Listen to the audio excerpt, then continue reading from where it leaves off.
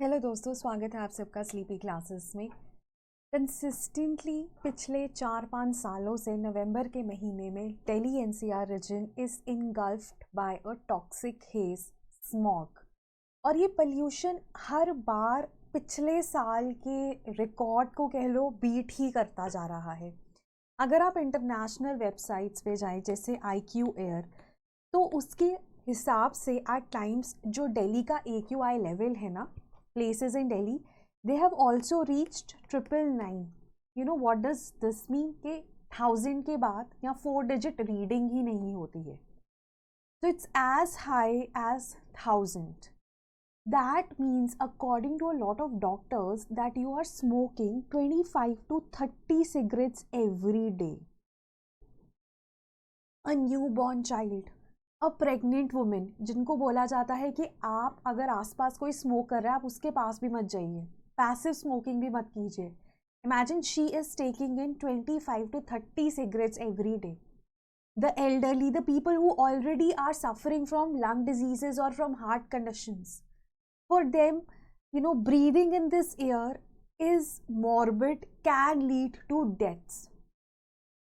Also, ऐसा भी कहा जाता है, बहुत सारी स्टडीज़ हैं अब जो ये कहती है कि दिल्ली एनसीआर में because of air pollution the life expectancy on an average has reduced by 7 to 10 years, in fact in the whole of North India. So Delhi NCR में बहुत ही ज़्यादा एक बड़ी प्रॉब्लम है एयर पोल्यूशन की, जो कि हर साल नवंबर में पीक होती है। क्या कॉजेज़ हैं इसके, क्या हेल्थ इम्पैक्ट्स आते हैं और इसे कैसे कंट्रोल किया जाता है, वो सब हम इस वीडियो में देखेंगे। हमारा प्रीलिम्स का क्रैश कोर्स चल रहा है। We have started with polity, कुछ ही क्लासेस हुई हैं। अगर आप प्रीलिम्स 2024 को क्लियर करना चाहते हैं, so do consider enrolling in this crash course. बहुत सारे सवाल आपके सॉल्व होंगे प्रीलिम्स में और बहुत सारे बच्चों के हुए भी हैं। They have immensely benefited. In fact काफ़ी बच्चे जिनका पिछले काफ़ी अटेम्प्ट से प्रीलिम्स नहीं हो रहा था, उनका भी प्रीलिम्स क्लियर हुआ है लास्ट ईयर का। So that is why we have brought up a better version of the last year's prelims crash course, that is known as Sambhav 2.0। तो अगर आप इसमें इनरोल करना चाहते हैं तो until Diwali we have a discount going on, you can enroll using that. उसके बाद लाइक आई सेड कि हर साल नवंबर के महीने में air pollution levels they go out of control. Most of the areas में दिल्ली एनसीआर में the AQI has reached 500, at some places it is even 999, ठीक है। And even 500 is 100 times the limit deemed to be healthy by the WHO। In fact WHO की जो air quality guidelines है ना, जो recently 2021 में आई थी, उसके हिसाब से जो PM 2.5 है उसका जो लेवल है that should be less than 5 micrograms per metre cube. India में इंडिकेटर थोड़ा लैक्स है। इंडिया में ऐसा माना जाता है कि अगर 40 माइक्रोग्राम्स पर मीटर क्यूब से कम हम एयर में PM 2.5 को ब्रीथ कर रहे हैं, सो दैट इज़ हेल्दी। तो ऑलरेडी हमारा और इंडिया का मैच नहीं करता। और ऑन एन एवरेज अगर हम बात करें, जो इंडिया में एयर में PM 2.5 का लेवल रहता है that is close to 70 micrograms per metre cube, that is huge, ठीक है। और PM 2.5 को हम फाइन पार्टिकुलेट मैटर भी कहते हैं, और ये एक ऐसी चीज़ है जो लंग्स को क्लॉग कर देती है, लंग बैरियर को ब्रीच करके ब्लड में चली जाती है, हार्ट डिजीजेस भी कॉज करती है। इनफैक्ट रिसेंटली तो ये स्टडीज़ के थ्रू पता चला है, दिल्ली और चेन्नई में ये स्टडी हुई थी कि PM 2.5 हमारी बॉडी में ना इन्फ्लेमेशन कॉज कर देता है। It disrupts the insulin production, it increases the insulin resistance, which also leads to diabetes in the long run. तो लंग डिजीजेस, हार्ट डिजीजेस के बाद डायबिटीज़, तो बहुत सारे हेल्थ इम्पैक्ट्स हैं स्पेशली PM 2.5 के, and it is at present at a very high level in the Delhi NCR region. तो what are the causes? देखो, कुछ हमारे पास लोकल सोर्सेज हैं। For instance vehicular emissions. Ministry of earth science की 2018 की रिपोर्ट थी जिसके हिसाब से दिल्ली NCR में vehicular emissions contribute to 51% of the PM 2.5 levels. तो हम स्टबल बर्निंग ऑब्वियसली एग्रवेट करता है उसको, लेकिन local sources like vehicular emissions is also a big concern. Then we have residential sources and industries contributing 13 and 11%. Construction activities, road dust also contributing to PM 2.5 levels. But सबसे पहले हमारे पास vehicular emissions आता है. फिर उसके बाद stubble burning. अब देखिए स्टबल बर्निंग क्या है. पैडी को हार्वेस्ट किया जाता है in the northern part of the country, Punjab, Haryana and western UP में इस टाइम पे. तो जब उसको हार्वेस्ट कर लिया जाता है, जो पीछे रह जाता है उसे स्टबल कहा जाता है. And farmers they deem it easier to burn it. उनको लगता है उनका पैसा बचेगा, उनका लेबर बचेगा, उनका टाइम बचेगा. ठीक है, क्योंकि उन्होंने वीट भी सो करनी है, वीट सो करनी है तो टाइम बचेगा. काटेंगे, रिमूव करेंगे, तो it will take not only time but money, because labour will demand money. So they find it very easy to burn it. ठीक है, तो इस वजह से इसी टाइम के अराउंड वो जो स्टबल बर्निंग है वो एकदम पीक पे होती है. और विंड डायरेक्शन ऐसी होती है कि ये सारे पोल्यूशन को वो दिल्ली एनसीआर पे लाके खड़ा कर देती है. ठीक है, so this because of the change in wind direction you have withdrawal of monsoons and the direction of winds is north westerly. in fact जो हमारे पास पाकिस्तान और अफगानिस्तान से भी जो डस्ट है ना वो भी इन विंड से नॉर्दर्न इंडिया पे आता है, स्पेशली ओवर द दिल्ली. ठीक है, so that is another reason. Then another thing that you need to know is the reduced wind speed, है ना. अब ये जो विंड स्पीड है ना ये कम हो जाती है, तो उसकी वजह से क्या होता है कि वो जो पार्टिकुलेट मैटर है ना वही कॉन्सेंट्रेट हो गया. जब हवाएं चलती हैं, बारिश आती है, तो it kind of gets spread हो जाता है वो और फैल जाता है. ठीक है, कॉन्सेंट्रेटेड नहीं रहता. तो वो भी एक रीज़न है. इसी टाइम अराउंड जो हमारे पास विंड की स्पीड है वो कम हो जाती है. Another important cause is fall in air temperature. जैसे जैसे एयर इट गेट्स कूलर, जो इन्वर्जन टेम्परेचर, इन्वर्जन हाइट है, ठीक है, वो नीचे आती रहती है. ठीक है, the layer beyond the which pollutants can not disperse, जो पहले यहाँ पर थी अब वो नीचे आ गई, तो मतलब और ज़्यादा पल्यूटेंट्स नीचे कॉन्सेंट्रेट होते हैं. तो रीजंस हैं, आपके पास लोकल रीजंस हैं कि आपके पास उसी एरिया में, दिल्ली एनसीआर एरिया में ही vehicular emissions, industries, construction activities की वजह से पल्यूशन हो रहा है. देन स्टबल बर्निंग की वजह से, स्टबल वहाँ पे बर्न हो रहा है और उसकी वजह, उसके बाद जो विंड डायरेक्शन वो ऐसी है कि वो सारे उस पल्यूशन को दिल्ली एनसीआर में लाके छोड़ रही है. Then there is reduction in wind speed.